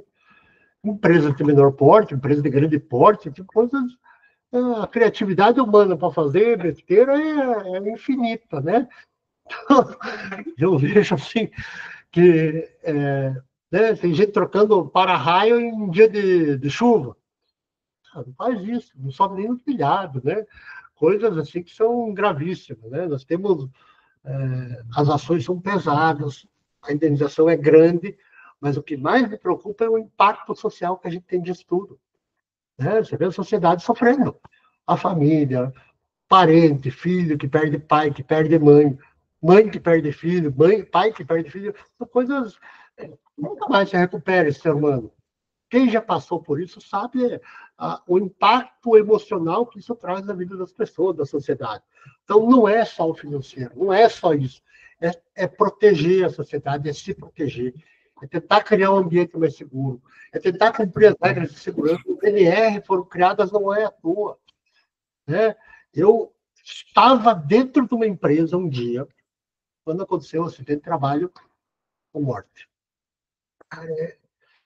Os caras foram trocar um outdoor fora da empresa. Nós estávamos em reunião, de repente chamaram a gente, olha, deu um acidente e tal. Eu disse, cara, não acredito, eu aqui dentro da empresa, fora daqui de Curitiba, estava lá em Guarapuava, os caras foram trocar um outdoor, chamaram uma terceirizada, os caras botaram ali, colocaram um andaime para trocar o outdoor. Qual foi o problema?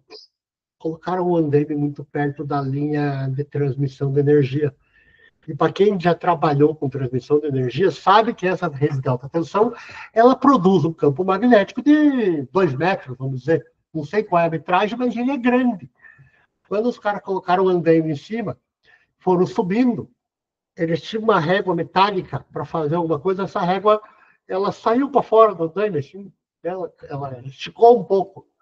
E ela deu curto-circuito. Ele derrubou os dois lá de cima. Caiu um para cada lado. Um estava lá em cima já, e o outro estava na metade da escada.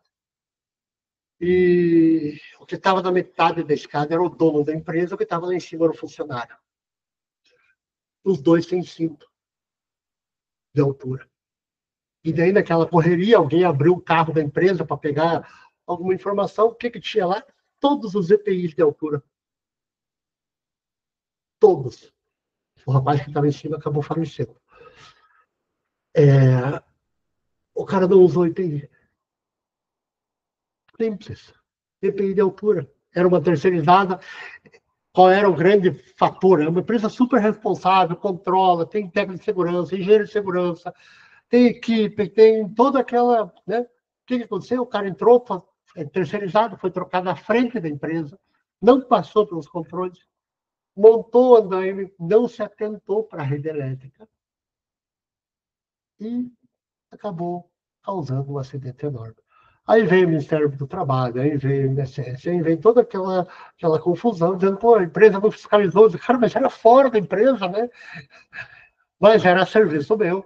Enfim, então são coisas que a gente precisa repensar. Como cuidar do acidente? Como reintegrar agora? Já aconteceu um acidente, como vamos reintegrar essa pessoa? Vamos tentar adaptar ela para outro lugar. Né? Esse meu caso aqui, que apareceu aqui, caso desse funcionário, lesão na coluna. O que botaram ele para colocar ele aonde? Na linha de produção com peso, cara. O que aconteceu? Quebrou um parafuso. Obviamente que houve erro na cirurgia para quebrar um parafuso, mas obviamente que ele estava carregando peso também. Estava fazendo força de vida. Por que não readaptou? Por que não pensou num ambiente de trabalho mais saudável? Vamos colocar a pessoa em outro lugar. Vamos treinar ele, vamos dar um curso para ele fazer outra coisa. Que seja uma função mais leve, que seja uma função que eventualmente ele esteja num ambiente que não necessita esforço físico. Às vezes é difícil readaptar, né? Você não consegue readaptar a pessoa.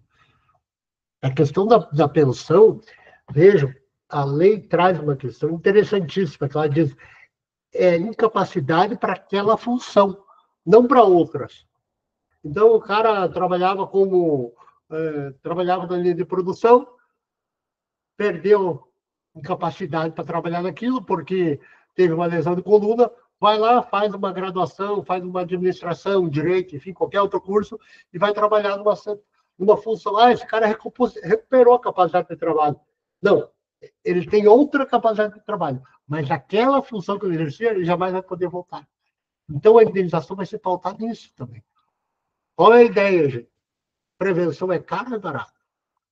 Olhar o EPI, controlar os laudos que são produzidos, isso é barato. Caro é o acidente. O acidente dá 2, 3, 4, 5 milhões. Eu vi a maior que eu vi até hoje foi de 8 milhões. Um presidente de uma empresa que morreu num acidente de trânsito porque ele teve que voltar no mesmo dia do local que ele estava para atender uma exigência da companhia, para ele estar numa reunião no outro dia, e acabou sofrendo um acidente de trânsito e a empresa teve que indenizar. Já era uma pessoa com um pouco mais de idade, mas o salário era muito alto, né? Se vocês quiserem olhar números de ações de indenização por morte, que não são ligados a acidente de trabalho, mas, por exemplo, tem o caso lá esqueci da dupla sertaneja, esqueci o nome agora, o rapaz que fazia dupla com o apresentador do programa de domingo de manhã lá, alguém me ajuda aqui, por favor. Apresenta o domingo na Globo, programa sertanejo, eu esqueci a dupla sertaneja. João Paulo Daniel. João Paulo, muito obrigado. Tem alguém prestando atenção, isso já é um grande alívio. O João Paulo, ele é um cara que ele sofreu um acidente de carro por falta de freio, e uma semana depois do falecimento dele, ele recebeu uma carta de recall da empresa, da fábrica, que precisava fazer um recall no freio do carro dele. Então, eu não sei se vocês sabiam dessa história, mas se vocês pesquisarem, vocês acham. Imagina o tamanho dessa indenização, quanto ganhava aquele cara, quanto ele perdeu, quanto é. Então, as indenizações acidentárias, elas são muito altas. E acidentária dentro do trabalho, ela está relacionada a salário e idade. Normalmente, a menor idade tem o menor salário, né? O maior idade com o maior salário, mas mesmo assim, tive o caso aqui de uma mulher de 60 anos que ela ganhava já um salário mais alto, acabou falecendo, a indenização deu 3 milhões. Fora INSS, fora ação do regresso, fora. Então, cara, e há acidente, vocês viram os números lá no começo? Nós estamos hoje com 700 mil acidentes de doença no Brasil. Por que fizeram NR1? Por que estão mexendo tanto na NR1? Que entrou em vigor, saiu de vigor, ficou essa confusão?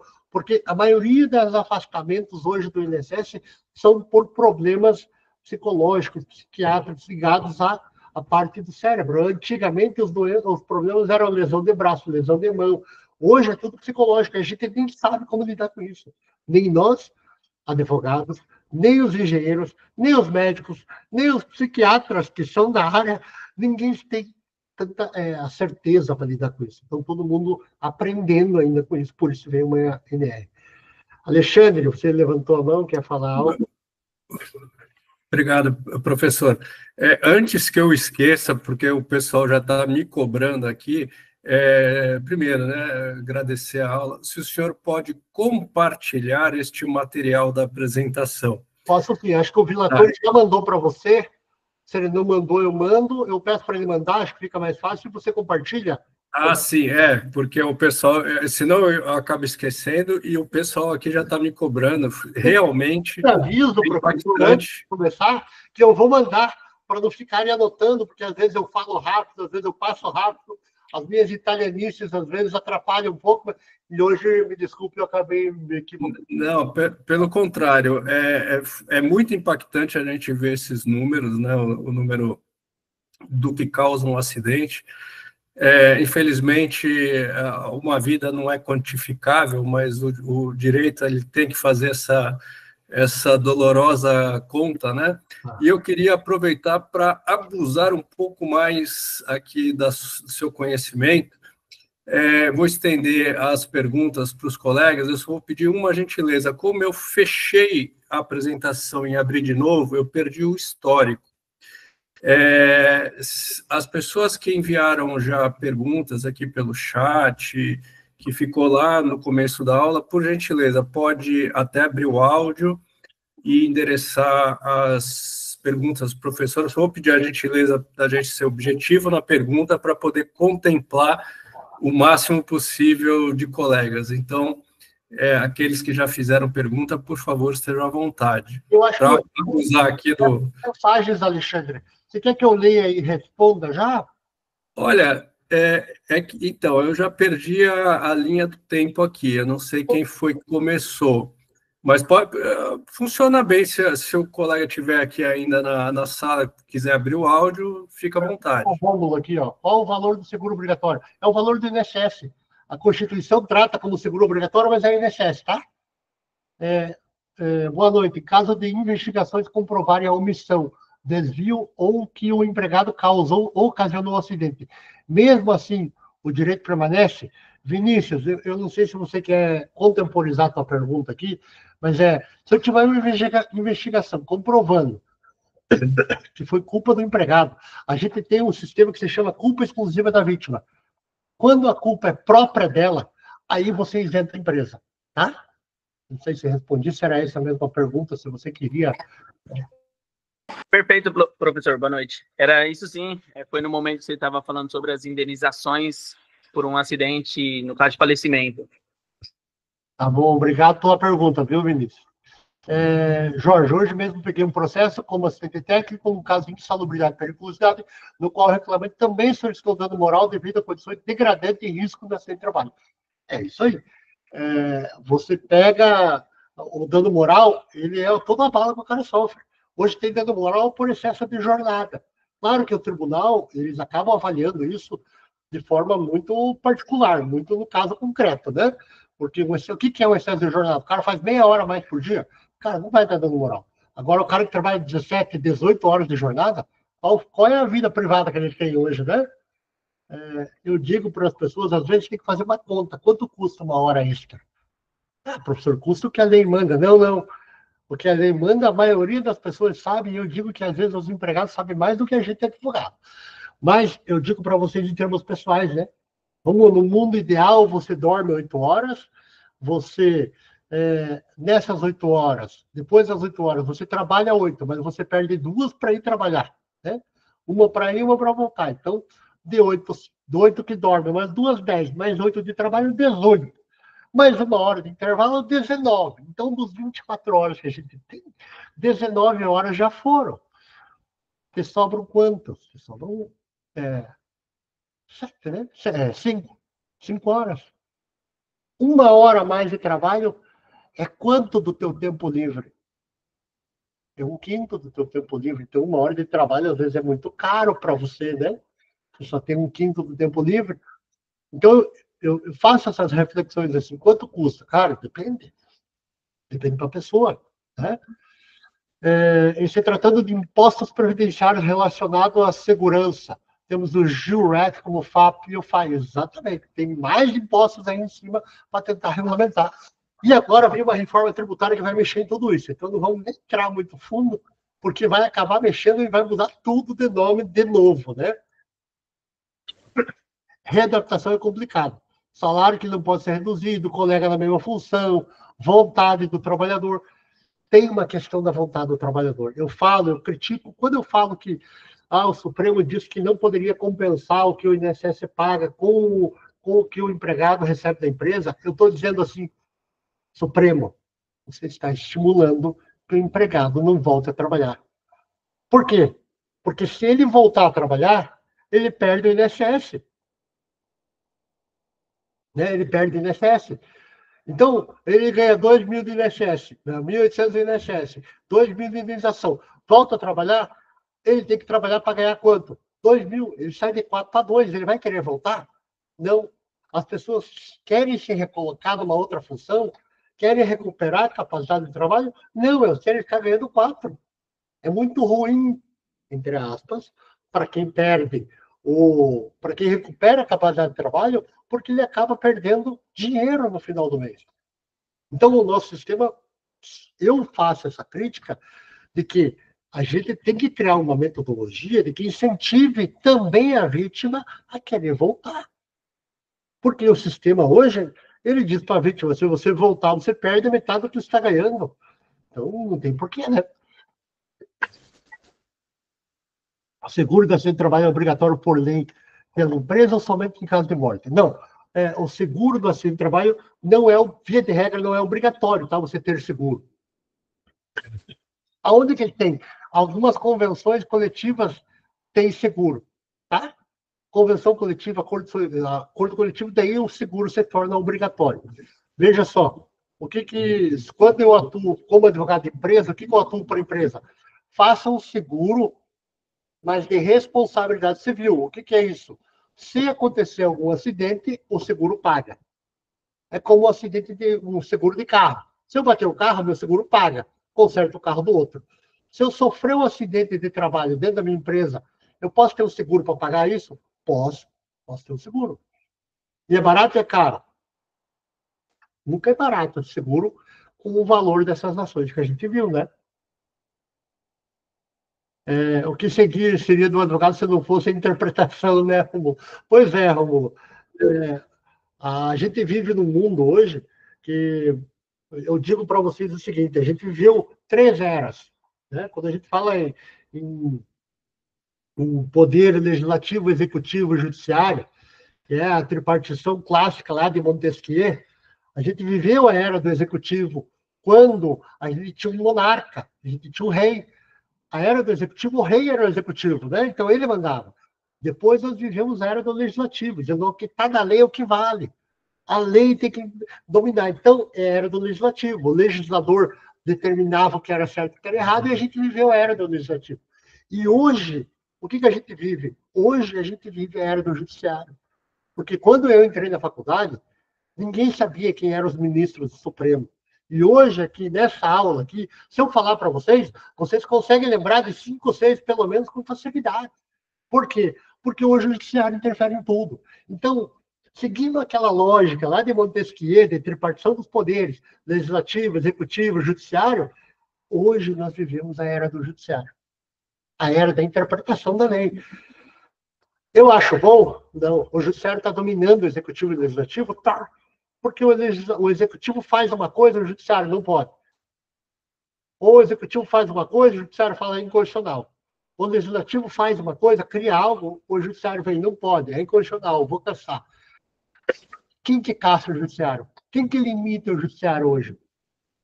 Não temos uma limitação real, concreta, que a população consiga ver para cima do judiciário. Essa é a minha modo de ver. Né? Com todo respeito ao judiciário, mas nem sempre a gente acerta. Então, para a gente voltar a ter um equilíbrio entre os 3 poderes e harmonia, a gente precisa também de uma certa limitação hoje ao poder judiciário, é o que eu penso. Né? A gente viveu 3 eras, e o que vai ser daqui para frente, quem descobrir que me conta, porque eu, com a minha capacidade limitada aqui, eu não consigo saber qual é a melhor coisa. Né? Jorge, você levantou a mão? Opa, levantei sim, professor. Obrigado pela a brilhante aula, tá? Sobre assim seguro, né? Além daquelas situações legais sobre assim seguros relacionados a seu trabalhador, as questões contratuais também delimitam, né? Apresentam diversas situações que é para o seguro. Hoje você não faz nenhuma obra de médio porte, que sai de grande vulto aí, sem você ter assim, um seguro grande para cobrir diversas situações, né? Perda de produção, equipamento, acidentes. Tivemos um caso já de 11, 12 anos atrás, aí, 2014, 15, que tivemos um óbito numa obra lá no Nordeste, Norte-Nordeste, né? Nordeste. onde tínhamos um seguro naquela época, de uns 8 milhões e meio, e o juiz determinou que a quantia total do seu seguro, que era destinada para diversas situações, mas ele determinou que o valor total do seu seguro fosse pago como indenização. Claro que depois assim, a empresa, o jurídico entrou com diversas petições, diversas figuras jurídicas aí para poder assim, reduzir isso, né? Visto que não era, até porque era um valor absurdo, né? 12 anos atrás, 8 anos e meio, não que tenha como assim valorizar a vida, né, de novo, mas, enfim, pelas questões pecuniárias, os cálculos pecuniários, não assim daria isso, né? Ou seja, apesar de tudo, sempre estar sujeito a decisão judicial para conseguir reverter isso, levou anos, né? E já tinham sido assim, pagos parte do assim, o valor. Eu imagino que o seguro deveria cobrir qualquer defeito da obra, qualquer... Exato, paralisação, qualquer problema que você tem ali, uma licença ambiental que terminou. Que não começou na data, ela envolve uma série de coisas, né? Quando você importa equipamento, eu acompanhava a empresa que comprou um equipamentozinho básico que levou 2 anos para ser feito, que era para soldar eixo. A fricção. Então, encostava um ferro no outro, girava um deles até soldar por fricção. Imagina o tamanho do equipamento para fazer isso. E na hora de descarregar no porto, o pessoal derrubou. Demorava 2 anos para refazer o equipamento. Já tinha uma produção pré-vendida, já tinha tudo. Então, assim, o seguro cobriu tudo isso, né? E foi uma correria enorme. Mas o seguro serve para cobrir muitas coisas, não só a morte. Então, não dá para você bloquear o seguro por conta de um acidente que aconteceu, né? Isso acontece em outros, né? Como é que fica? Exato. O que o senhor citou aí sobre o seguro cobrir a máquina, aí é muito comum a gente ver assim, vídeos na internet onde tem uns acidentes, graças a Deus, sem assim, vítimas alguns, mas em que você vê equipamentos que assim caem, transformadores que caem assim, o guindaste e tal. Aí eu fico imaginando um transformador desse que vai para alguma obra, vai para uma usina, alguma coisa que cai, ele não é de assim, prateleira o item. Para poder fabricá-lo de novo, importar, que seja o quê, demora 12 meses, 14, 15 meses. Imagina o que vai acontecer com essa obra paralisação. Não tem seguro que pague. A máquina tinha o tamanho do container de 40 pés. Ela vem em cima do container de 40 pés. Imagina a complexidade que era. Ela era fabricada na Alemanha, eu acho. Quando deu o acidente, os caras me ligaram, deu um acidente, eles derrubaram a máquina do porto, eles estão entregando ela aqui meio torta. Eu falei, Jesus, deixa eu pegar o cara do cartório e fazer uma ata notarial disso daí. Ela veio na base do container de 40 pés, né? E ela veio assim, retorcida. Obviamente que não prestou para nada. Os caras da Alemanha vieram para ver a máquina, para ver se dava para consertar, e depois, só para fechar a história, falaram, não, está condenada inteira, vamos tirar os motores aqui e leva para fazer de volta, e levaram os motores de volta para refazer a máquina, mas 2 anos para entregar. Então, é coisa assim, né? Então, a obra de grande porte, você tem um seguro para cobrir todo o problema da obra e não só um trabalhador, né? Efetivamente, demora, né, para conseguir reverter, mas a gente consegue, às vezes, reverter isso. Enfim, espero ter contribuído de alguma forma para vocês aí, né, pessoal? Alguém mais quer perguntar algo, quer falar algo? Bom, professor, foi riquíssimo, né? É um assunto que a gente vai puxando, né? Várias experiências de vida, inclusive.